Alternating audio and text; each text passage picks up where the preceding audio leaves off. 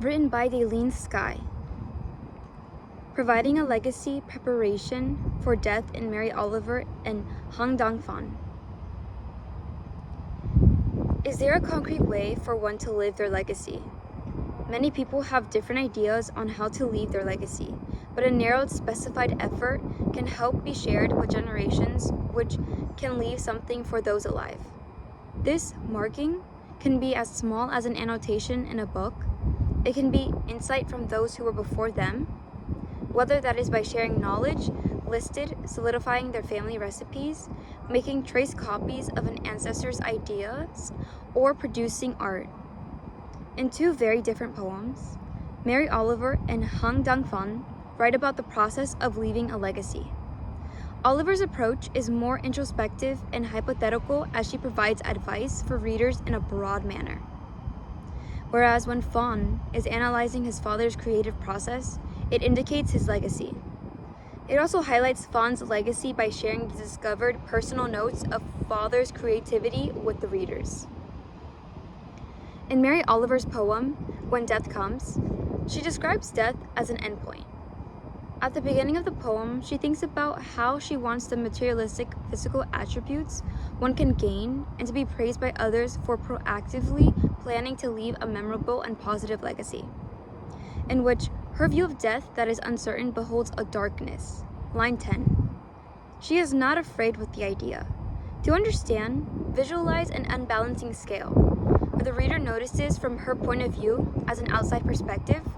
It looks as if her ideas to act upon fulfilling legacies is what's weighing her down, to share an importance for the reader.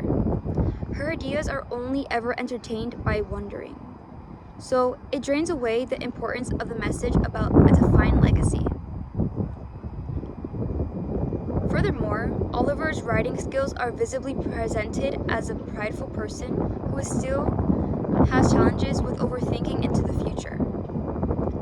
There are multiple I's in When Death Comes. To be exact, there are 6 stanzas and 12 lines where the act of self-regarding shine. For example, when it's over, I don't want to wander. If I have made of my life something particular and real, I don't want to find myself sighing and frightened, or full of argument. Lines 24 to 27, emphasized added. This reliance on I leaves the readers to only think about the emotional support she needs for those around her. Her rationalization to embrace life of amazement, line 22, the poem mandates importance for the narrator rather than the reader. Similar to Oliver's thoughts before death strikes, Phan also speaks on death, using his dead father's annotations as a symbolism, bearing as a legacy unintentionally for the narrator and readers. In Phan's My Father's Norton Introduction to Literature, 3rd edition, 1981, the clear message brings the audience to focus on the poem being a poem in itself, metapoetic. A metapoetic example would be, he identifies the turning point of the short and happy life of Francis Macumber, underlines the simile in both the old man and the child stared ahead as if they were awaiting an appreciation. My father, as he reads, continues to notice relevant passages and to register significant reactions, line 13 to 18. The experience his father had with poetry that the son views may be argued as a meta-poetic, but seeking thoroughly in the version of Phan's introspective in the hands of someone who was alive, the appreciative annotations that were left in the book satisfies the guidance which helps create his own legacy in life for this difficult poem. Different from the meaning of the message, when looking upon aside what literature carries, the father in the writing is what keeps the fundamental key factor of his soul alive. Metapoetic can honestly mean that who wrote the words are the real metapoetic, like a personification. Like a metapoetic in a person's writing, it can be an introspective lesson within an introspective lesson, in which they leave their mark for others to see. For instance, at other times, many authors did not want their work to be discovered, yet their personal ideas and words give people perceptions. If the publication of writing wasn't shown to the public, no guidance to a legacy would emerge. Even though the literature book is being dissected with every word, the first-person pronouns used in Phan's poem outlines a change into a third-person narrative. When he allows the poem to not be as a spotlight about himself, he gives a sense of being in a reader's mind, and still shows the readers there's a space of a legacy being discovered by his father's work and his own as an author. When pointing out what the father leaves, the narrator doesn't write as, "This is what I think, what my father should have corrected, or what I want from readers," his marginalized words. Oliver's and Phan's differences in how first person in use is noticeable. Oliver emphasizes her desire to be open to have as many experiences as she can without limiting herself to how those experiences may manifest, or when as long as she feels fulfilled before death. The poet's word choices are believed to be only a source of advice of knowledge. I want to step through the door full of curiosity, wondering what it's going to be like, that cottage of darkness. Lines 9 to 10. This first-person narrative has clearly been pondering the process for a long time in her mind. This contradicts what she is pointing out for her audience to do.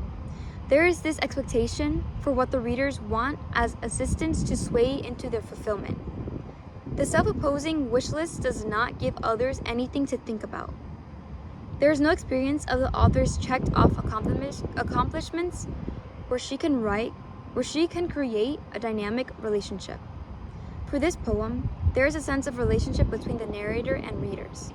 The readers can be characterized as a child or a relative that is seeking any liveness, left that carries the words of a relative. The narrators being characterized, who's past.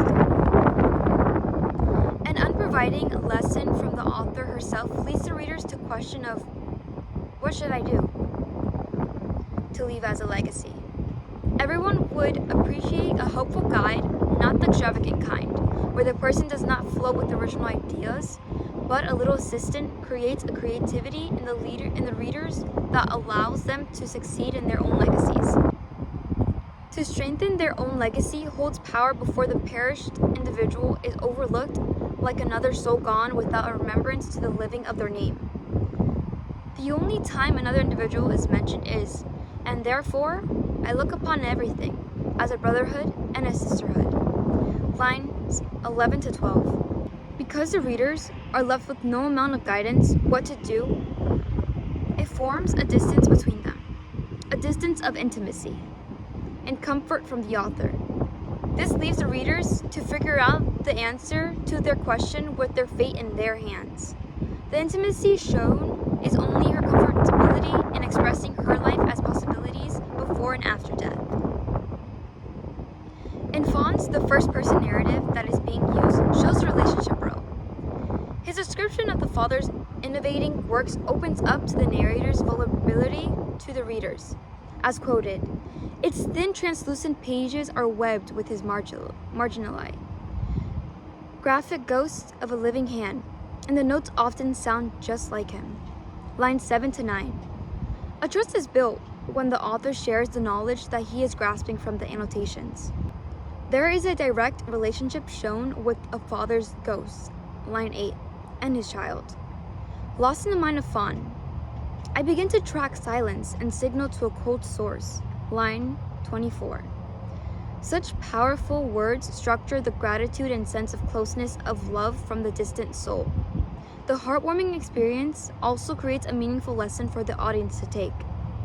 Concluding both respected authors, the two very different poems, Mary Oliver and Hong Dong Phan, write about the process of leaving a legacy. It's providing a legacy in their creative skill. Oliver's approach is more introspective and hypothetical, as she provides advice for readers in a broad manner. Whereas when Phan is analyzing his father's creative process, it indicates his legacy. It also highlights Phan's legacy by sharing the discovered personal notes of the father's annotations with the readers. Ironically, Oliver's desired goal to embrace life with amazement, line 22, on leaving a legacy is only being said, not done in a way that would be meaningful for the reader.